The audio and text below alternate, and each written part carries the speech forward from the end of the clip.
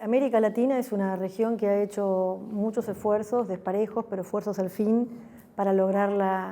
la completa asistencia de los chicos al nivel escolar primario, como se llama en cada país, en la escuela, en el caso de Uruguay.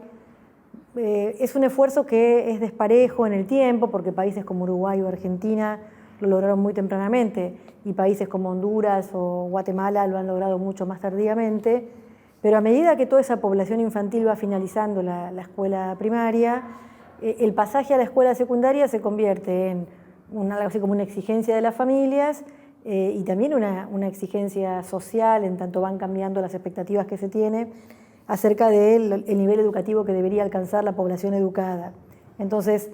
lo que tenemos en América Latina es mucha asistencia escolar al nivel secundario y muchas dificultades para lograr dos cosas. Primero, retener a los chicos en la escuela y, aún en el caso de aquellos que son retenidos efectivamente en la escuela, lograr que aprendan lo que tienen que aprender, que aprueben los cursos escolares y que avancen de acuerdo con lo que se espera. Entonces, es una región con muchísimo esfuerzo educativo, donde los estados invierten mucho para sus recursos que son exiguos en educación y, sin embargo, no se están logrando mejorar significativamente las tasas de egreso. Esto no se puede decir así para toda la región, hay que ir país por país, por supuesto, hay países que han logrado mayores avances y otros que han logrado avances menores, pero en general es un problema que la región tiene. Las dificultades que explican esto son muchas, algunas tienen que ver con el costo de oportunidad que tiene para las familias que los chicos vayan a la escuela, y en ese sentido el intento por asistir 1 año o 2 años y, si no se logra avanzar, abandonar la escuela como algo muy difícil de lograr de manera completa. También cierto desfasaje que existe hoy entre la propuesta educativa de la escuela secundaria y las características, los modos de socialización, las experiencias que están teniendo los adolescentes y jóvenes en una región como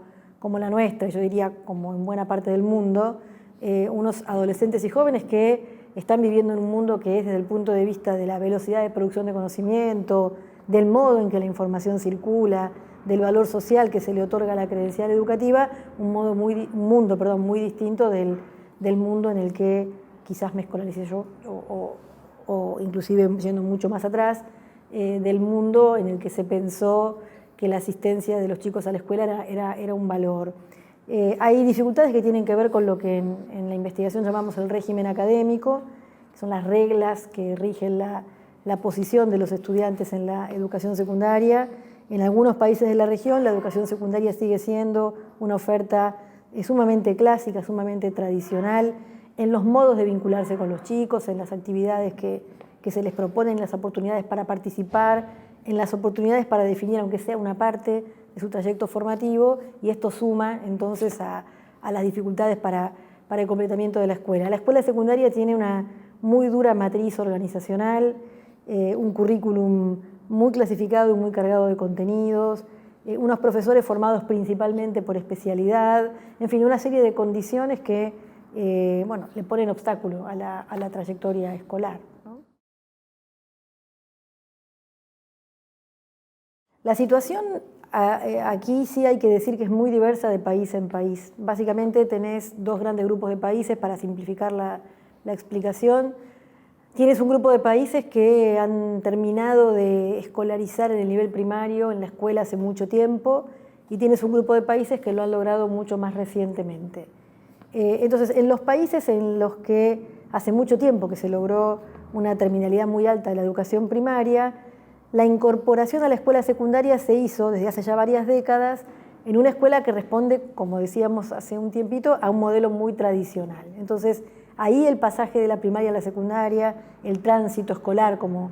se lo llama aquí en Uruguay, la transición educativa, como le decimos en mi país, es una transición que está sometida a revisión desde hace mucho tiempo y que tiene dificultades debido a las muy distintas reglas entre la primaria y la secundaria. Una secundaria que estaba preparada para una población sumamente seleccionada y que de pronto, cuando tiene que trabajar con todos los adolescentes, con todos los jóvenes, se ve bastante desarmada a tal efecto. En los países que tienen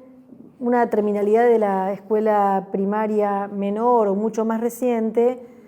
La transición ha sido menos difícil simplemente porque la población viene más seleccionada. Si en lugar de entrar todos, ingresa una parte mínima de la población escolar, lo que tú te aseguras es que la población que accede a la escuela secundaria sea la población que se encuentra en mejores condiciones, la que está mejor formada y demás. Entonces, esos países van a empezar a tener problemas de tránsito ahora que están universalizando la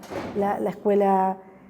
primaria. Simplemente porque la escuela secundaria está armada sobre un modelo de lo que es un estudiante que responde históricamente a los sectores medios y medios altos de nuestras sociedades. Y en la medida en que van llegando adolescentes y jóvenes que pertenecen a grupos que históricamente no asistían a la escuela tiene que cambiar su oferta educativa, su modo de tratarlos, el modo de darles participación, y está teniendo dificultades para hacerlo. Bueno, esta pregunta hay que contestarla de modo distinto según cuál sea el nivel educativo, ¿no? En primaria, en la escuela, es más importante o ocurre más frecuentemente la repitencia, mientras que secundaria todavía tiene una combinación muy compleja entre repitencia y deserción. En ese sentido, cuando en la escuela primaria hablamos de chicos, chicas, nenes, nenas que abandonan la escuela,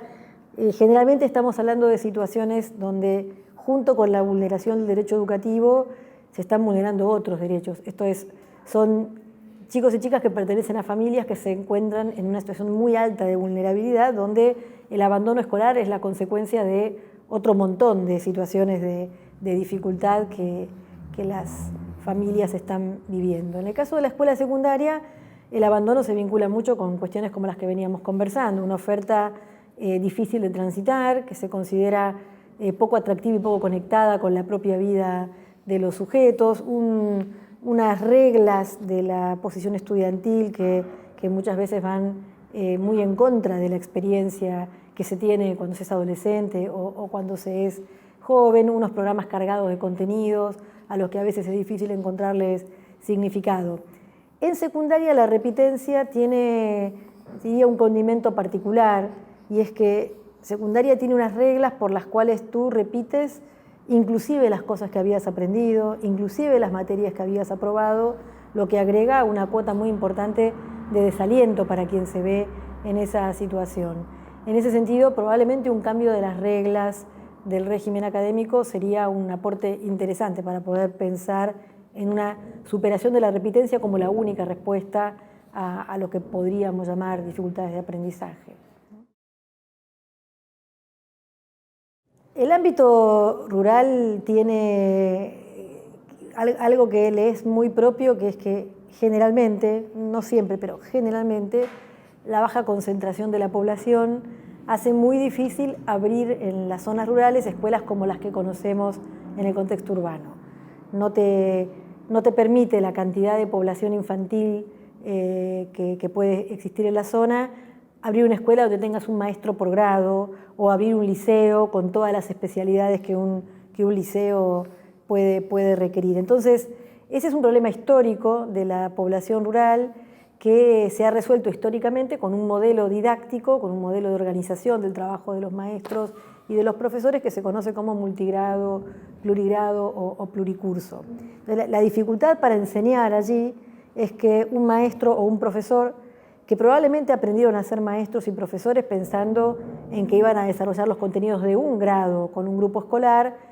se encuentran en situación de tener que desarrollar contenidos de varios grados o de varios años con un mismo grupo escolar sin muchas herramientas didácticas para poder hacerlo. Algo está cambiando, sin embargo, a propósito del desarrollo tecnológico y de la mejora en las comunicaciones y en la conectividad, sobre todo a través de Internet, porque lo que está ocurriendo en algunos países de la región, Uruguay es un caso, Argentina es otro caso, es que la difusión de las tecnologías permite generar algunos modelos educativos en los que se combine la tradicional manera de resolver lo educativo a través de un docente, a través de un maestro, de un profesor, con algunas instancias en las que los alumnos, las alumnas puedan participar en actividades con otros mediadas por tecnologías. Entonces, es cada vez más frecuente y es un desafío para una región tan compleja desde el punto de vista geográfico como es América Latina, es un desafío, me parece a mí, intensificar el aprovechamiento de las tecnologías como para generar situaciones de encuentro